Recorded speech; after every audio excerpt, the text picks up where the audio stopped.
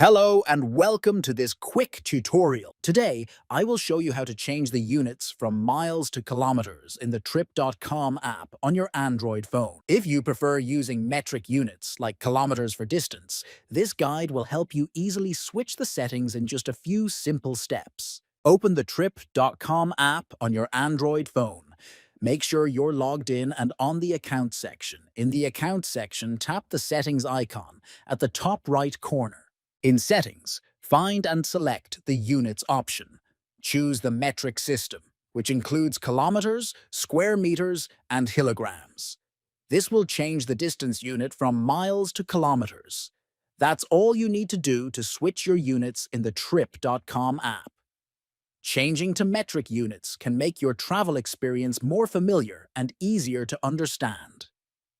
Thanks for watching, and don't forget to like and subscribe for more helpful guides.